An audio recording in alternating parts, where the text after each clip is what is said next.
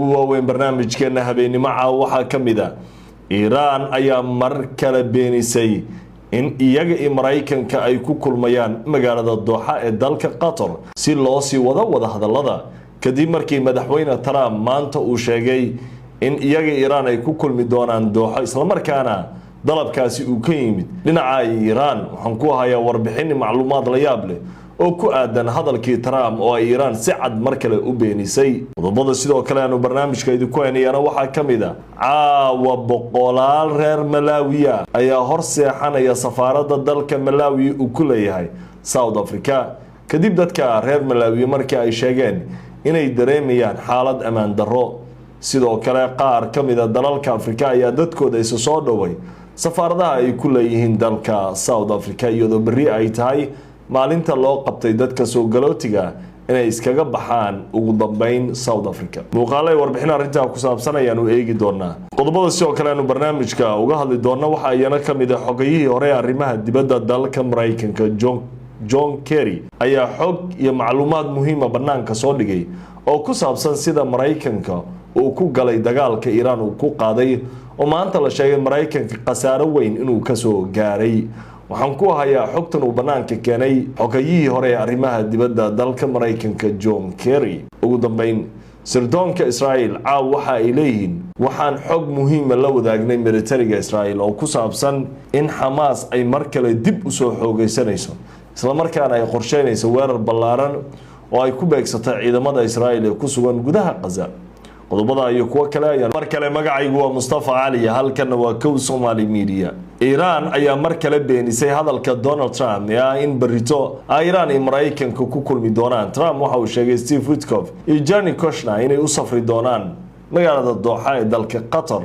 halkaas oo ay kula kulmi doonaan madaxda Iiraaniyiinta hadalkaasi markii uu sheegay Donald Trump waxay Al Jazeera warinaysaa in yar kadib waxa ka daba hadlay Iran waxay tiri hadalka Donald Trump in Iran ay codsatay in bari la kulmo waxba kama ogin baydeen waana been hadal waxba ka jirin ma aan markii ugu horeysay hadal uu ku hadla madaxweynaha dalka Mareykanka Donald Trump laga daba tago oo la beeniyo gaar ahaan Iran ay beeniso dhowr jeer oo hore Trump waxa uu sheegay in Iran iyo Mareykan ay kulmayaan oo dagaalka la joojinayo Hormuz la furay laakiin Iiraaniyiintu waxay sheegeen waxba kama ogin isku soo duub Trump iyo Mareykanku waxa ay sheegayaan in bari oo talaada la kulmi doono waxaana hadal la mid ah isna Fox News iyo warbaahinta u sheegtay haweeneyda arrimaha warfaafinta u qaabilsan aqalka cad haddaba waxaan kula wadaagayaa warbixintii ugu dambeysay Al Jazeera ee ka diyaarisay hadalka beenta ee Donald Trump mar kale Iran ay banaanka soo dhigtay oo in barito Iran codsatay in la kulmo waatana warbixintan US President Donald Trump says a meeting between American and Iranian officials will take place in Doha on Tuesday. Trump says Iran requested the talks in the Qatari capital but did not provide further details. But earlier, Iran has said there's no such plan. In the past few days, Iran has fired on ships that were passing through the Strait of Hormuz, and the U.S. launched strikes against Iranian sites in response to those attacks. All this despite both sides signing the Memorandum of Understanding that brought in a ceasefire. Iran insists all ships passing through the Strait of Hormuz must coordinate with the Revolutionary Guard. Tehran says the safest routes pass near Iran's Hormuz and Larak Islands, close to the nation's southern coast. Well, we have Rasul Sadar standing by in Tehran. First, we go to Mike Hanna, who's at the White House in Washington. taasi waxay ahayd warbixintii Al Jazeera ay ka diyaarisay hadalkii Donald Trump in Iran ay codsatay bari in la kulmo laguna kulmo caasimada dalka Qatar ee Doha si looga wada hadlo xiisadaha labada dhinac ee maalmihii la soo dhaafay ay isweydaarsanayeen duqeyntii iyo dagaalada Trump waxa uu sheegay waxa codsaday kulankan u dambeeyay ee bari la filayay inuu ka dhaco wasida Trump uu sheegay magaalada Doha ee dalka Qatar Iran baa codsatay buu leeyahay Iran waxay sheegtay hadalkaasi inuu yahay been aysan jirin wax kulan iyaga oo ogyihiin in iyagu ay dalbadeen inay la kulmaan Mareykanka iyo Iran ayaa maalmihii u dambeeyay waxay islaafsadeen duqeyman iyadoo Mareykanka uu laba jeer weeraray Iran ay laba jeer beegsatay mar maraakiibta Mareykanka marna ay beegsatay saldhigyo Mareykanka uu ku leeyahay bariga dhexe ilaa 8 goobood ay Iiraaniyiintu sheegeen inay beegsadeen iyadoo goobaha la beegsaday ay kamid ahayd Bahrain iyo Kuwait lama garan karo xaaladda iyo xiisadda waxa ay ku dambeyn doonto laakiin waxay u muuqataa in ay meel halisa marayso ama rajada in heshiisku uu dhaqan galo uu hadda god mugdiya sii galaya heshiiskan ayaa lagu saxeexday magaalada dalka Switzerland waxaana goobjoog ka ah madaxdhexaadiyaalka dalalka Pakistan iyo Qatar waayahay saaxiibada qiimiga leh waxaynu toos u galeynaa qodobka xiga barnaamijka barito waa 30 June ama 30 bisha 6 waana maalintii South Africaanku ay u qabteen soo galootiga ku sugan dalka South Africa inay degdeg uga baxaan waxa durbaba bilaabatay caawa ilaa iyo maanta socotay in South Africaanka goobaha miyiga ay u dhacaan oo ay boobaan dukaamanka iyo ganacsiga dadka Afrikaanka iyo guud ahaan ajnabiga South Africa ay ku hayaan goobaha tuulooyinka ee South Africa barito waxa jirtay cabsi weyn dadku waxay ka baqayaan in hantidooda la dhaco qaar waxa ay ka baqayaan xitaa naftooda inay halis ku jirto oo la dilo waxa la arkay maanta CNN-kana uu barnaamij ka sameeyay warbaahinta dhan aad ay u tabinayeen 100,000 oo reer Malawi ah ayaa isu soo dhaway safaaradda Malawi ay ku leedahay dalka South Africa dadkani waxa ay jiifteen dhulka iyagoo sheegaya in naftoodu khatar ku jirto waxayna dalbanayaan in la badbaadiyo oo laga bixiyo dhinaca kale Nigeria iyo Ghana ayaa dadkoodii inta ka haray waxay u direen basas iyagoo isku dayay inay badbaadsadaan dadkooda tani waa musiibo weyn dadka South Africaanka ayaa bilaabay qaar kamida inay ka soo horjeestaan qorshahan dadka reemiga South Africaanka zuulo iyo kuwa kale ay qorsheynayaan ama ay ku dhiirigelinayaan in ajnabigu ay ka baxaan waxaan kula wadaagayaa warbixintii u dambeysay CNN-ku ka sameeyay 100,000 reer Malawi ee dhowaan safaaradda South Africa dawladda Malawi ay ku leedahay They don't feel safe. That's what they're here. Hundreds of Malawians trying to get back home, and they have some of their property. They've been sleeping here the past few days. You see some of the bags here, which essentially have just beddings and some clothes. Many of them left everything else they own as they're here at the Malawi consulate, hoping that they can get on buses across the border into Zimbabwe and eventually into Malawi. So some of them have spent the past few days here. They haven't heard yet from the Malawian consulate if they will get to go home. There was an announcement a short while ago that a few of them, the women and children especially, will get first priority to get on a bus across the border with Zimbabwe. So they're hoping that eventually they begin that long journey back home. But for many of them, they've been told they can't stay where they were staying. Their landlords have kicked them out.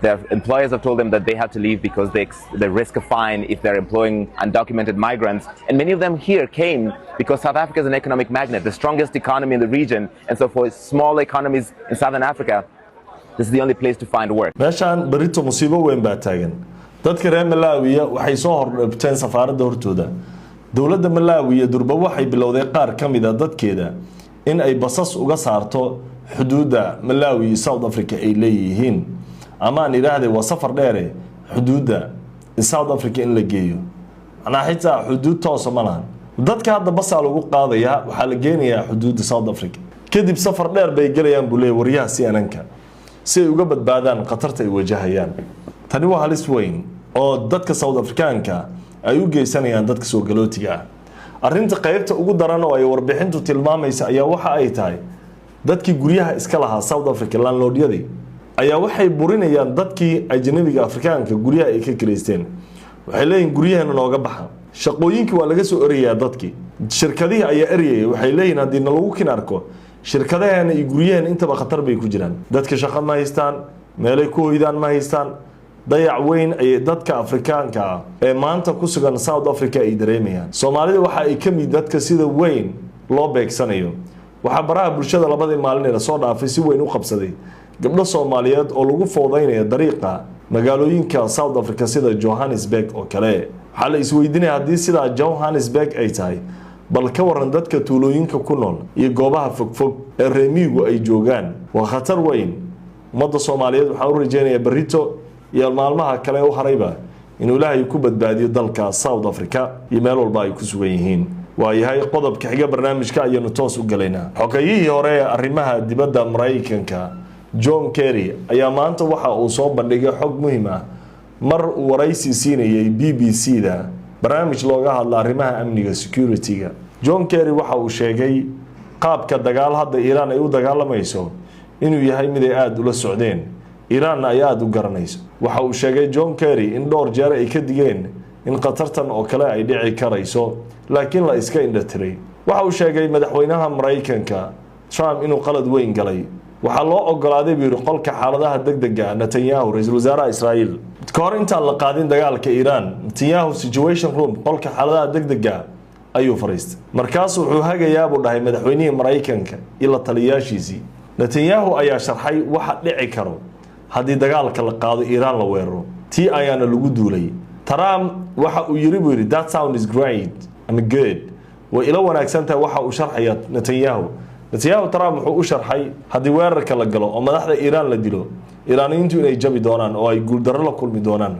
meeshaasna fursad weyn ay dhici doonto nidaamka Iiraanna la bedeli doono. laakiin waxa uu leeyahay John Kerry hadalkaas oo iska qaatay madaxweyne Trump waa mid maanta meesha aynu ku jirno ee khatarta ay Mareykanku ka heleen ama ay kala kulmeen dagaalkan waa mid fadhiisisay ila daawa hadalka John Kerry. So when the Prime Minister of Israel sitting in the Situation Room went through what would be gained and what would happen, there were members of the President's own cabinet who thought that was BS and said so. But the President said, sounds good to me. And that sound good to me is what set us on this path to war. And illegal? Of course it's illegal because it's a war. It's not a police action, momentary kind of thing. Do you believe some of the commentary in the United States? And the President, by the way, they've all used the rhetoric of war. They acknowledge it's a war. Congress yesterday, the Senate, the United States. John Kerry xogayihii hore arrimaha dibadda dalka Mareykanka waxa uu aaminsan yahay qaabka u dhageystay Trump Netanyahu situation room markuu ugu yimid iyo sida uu qaldaynay ahayd qalad weyn oo la galay in dagaal inta loo tilmaamo isaguna uu dhaho waa hadal wanaagsan waxay darin qalad waxay leeyihiin ma dambi bay ahayd ama ma waxay ahayd qalad. waxa uu leeyahay John Kerry waayo dagaal in sida fudud loo galo arrin saxsan maahan. maanta Mareykanka waxa ka qasaaray $2 bilyan markaynu hadalka John Kerry meesha uga tagno. xiriiro badan iyo saaxiibo badanna waxay ka dareemeen kalsooni darro xitaa in Mareykanku amnigooda sugi karin.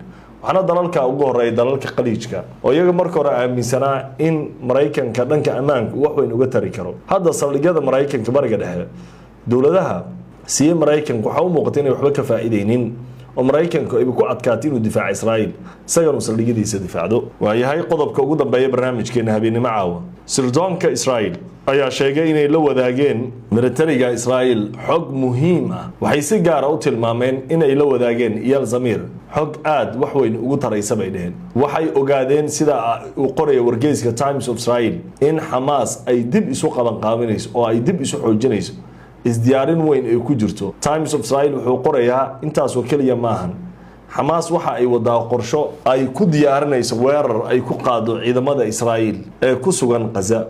tani waa darbaaxo kulul oo Israa'iil gaarayso. Israa'iil waxa ay leedahay ama ay ku celcelinaysaa inaysan ka baxaynin Gaza oo ay ku sugan tahay iyadoo taasi ay meesha ka saarayso ballantii heshiiskii Sharm el-Sheikh lagu galay ee ahayd in ciidamada Israa'iil ay ka baxaan Gaza goobihii ay soo galeen qadka cagaaran ama qadka cas waxa rabta ugu yar ay sameysteen. ballantii waa la jijabiyay. Hamas iyo kooxaha iska caabinta ayaa dhowr jeer ku baaqay dowladaha dhexdhexaadiyaasha ahaa inay arrintan soo faragishtaan oo Israa'iil ay ka saaraan dadka reer Gaza dhulkooda. wali Israa'iil waxay wadaa duqayman iyo weeraro ay ka geysanayso gudaha Gaza iyadoo lagu waramayo maalmihii ugu dambeeyay dad aad u fara badan oo reer Gaza inay ku dhinteen weerarada Israa'iil ay ka geysatay qaybo ka mid ah gudaha Gaza. meelaha sida weyn maamulka Netanyahu faragelinta iyo dhibaatada ay uga wadaan kaliya ma aha dhulka reer Falastiin ee Gaza.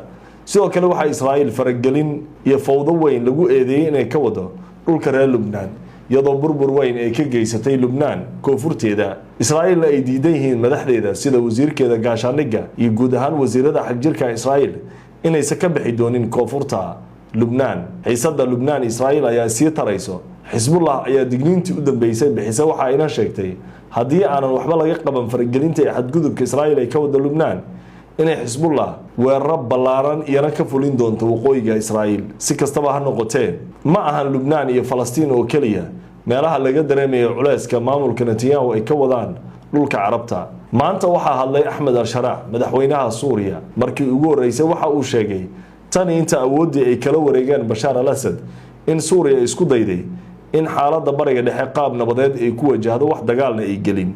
laakiin waxa uu yiri uma muuqato taasi inaynu ku nabadgelayno. waxa uu si daran u eedeeyay maamulka Israa'iil Netanyahu iyo askarta Israa'iiliyiintu inay kusoo xadgudbayaan dhulka reer Suuriya. Axmed Al-Sharaac waxa uu sheegay Suuriya inay leeyihiin Suuriyaanka meel ay uga baxayaan inaysan jirin.